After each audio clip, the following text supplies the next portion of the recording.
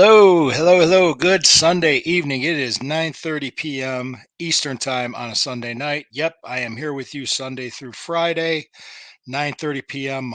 Sunday through Thursday, and Friday nights I do with Sherry at 9 p.m. This is the Burning River Browns Talk, a part of the Fanatical Elves Network, which is a subsidiary of the Fans First Sports Network. Thank you for joining me. I am Lou Marconi at L Marconi 251 on Instagram and at L Marconi 1973 on Twitter X. I'm going to talk about something tonight that I think needs to be said. And the reason why I feel it needs to be said is because I've been on other shows. I've been on other podcasts and I've had to shut things down based on people's thoughts and their attitudes. And I think they're going about it incorrectly. And I'll explain why.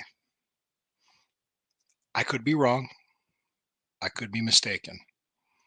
But one thing I won't do is let my ego and pride of me being right be more important than my favorite football team being successful. Which one do you think is more important to me? I'd rather see the Browns win than to be proven right or wrong.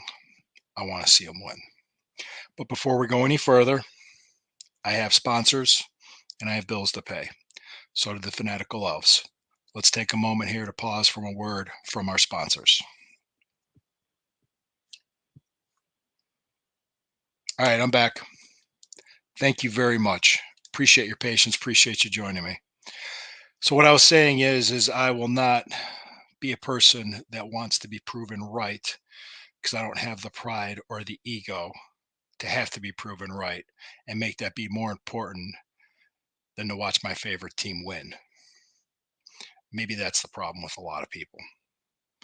Maybe it's the fact that you've been hearing your whole life, we're Cleveland, we're the mistake on the lake, river catches on fire, 10-cent beer night, our teams suck, we'll never be anything, we'll never amount to anything.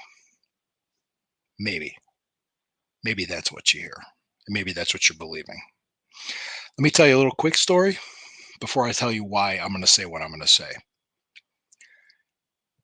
Back in 31 years ago, and I'm talking early 1993, spring, maybe early spring 1993. First time in my life I ever put on a pair of wrestling boots and stepped in a wrestling ring to train to become a professional wrestler.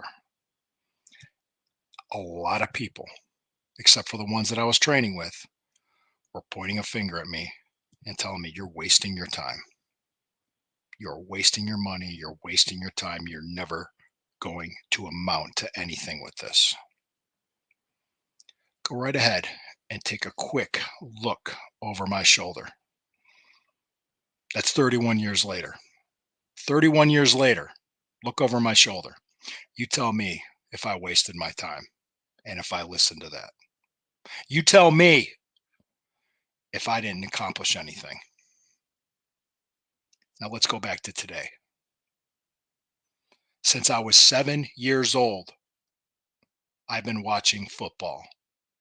Cleveland Browns football. I remember Red Right 88. I was watching it on television when it happened. I remember the drive. I was in 8th grade. I remember the fumble. I was in 9th grade. And I remember the move. I was in college. I saw this city come together when that happened. We didn't listen to the negative. We fought like hell to keep our team and we won. And for 20 years after that, our team was terrible. And people were putting up their hands, go, what did we fight for? Why did we do this? Come in 2020. Andrew Berry's hired, Kevin Stefanski's hired, but it wasn't in that order. Team makes the playoffs, beats Pittsburgh in the wild card game. One bad call away from being in the AFC Championship with Baker Mayfield. Here we are, 2023. Different team, different quarterback. Everybody and their mother gets hurt. 26% of our salary cap was on IR. We're down to our fourth and fifth offensive tackles. We had Joe Flacco as our quarterback, and we won 11 games and still rested our starters in the last week of the season.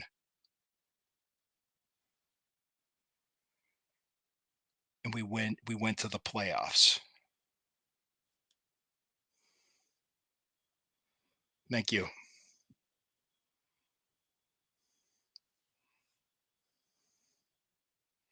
Thank you. We went to the playoffs. Now, here we are today. We're getting everybody back. Hearing things about even Nick Chubb possibly being ready for week 1. Believe it when I see it. I think it's too early to tell. But I'm hearing rumors that he's squatting. Don't know how much weight he's squatting,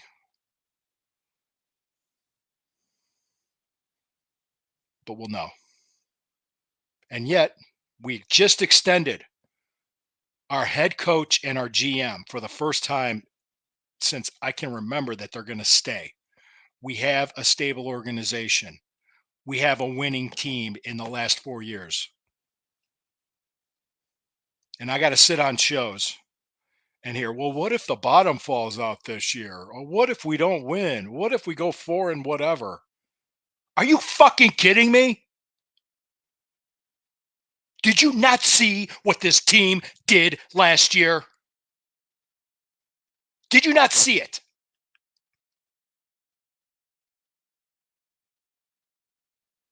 Am I the only one that saw it? Have you watched football for most of your lives?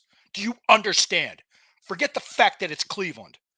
Take an objective look at this roster. Take an objective look at this team, this organization, what this owner is doing. The man is spending money. The man is offering to go halves on a stadium, a state of the art, brand new stadium. And guess what? The city of Brook Park voted this week to roll out the red carpet to get him to do it. This team is not going anywhere.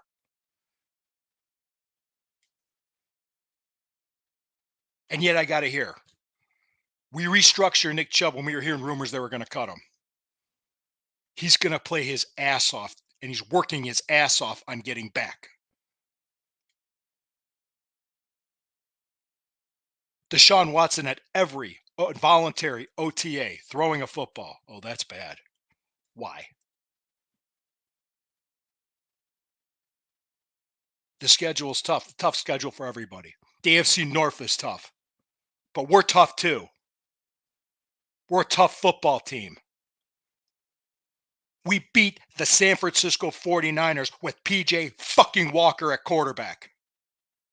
We beat the Pittsburgh Steelers with DTR at quarterback.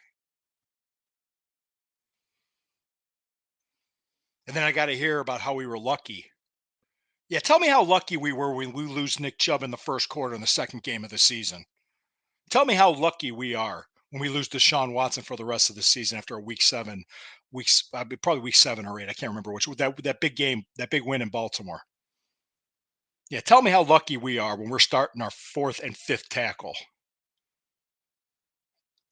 I'd love to hear how lucky we were. Luck is preparation meeting opportunity. It's time to get this bullshit mindset out of each and every one of our heads. I'm sick of it. And you wonder why I've gone off on people. I did not fight like hell in 1995 to keep this team to when we actually have a good team to go through 1 and 31,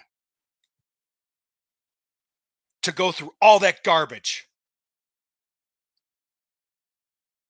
to when we finally have a good team. We have a Super Bowl caliber roster.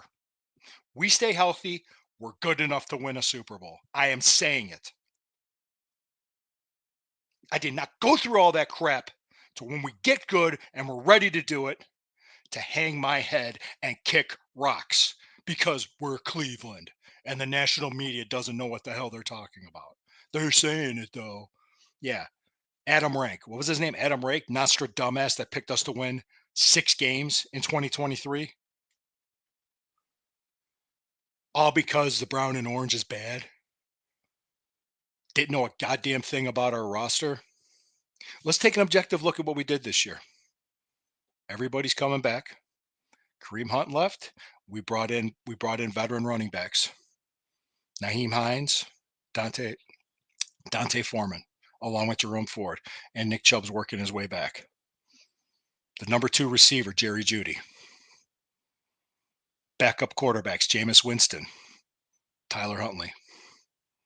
We're not going to be stuck sticking a rookie out there against divisional opponents or some guy that might have been a star in the UFL. Jordan Elliott leaves.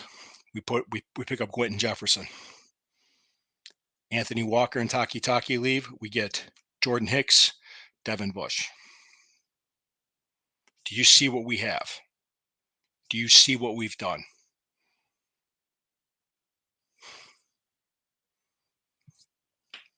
Sorry if I seem angry.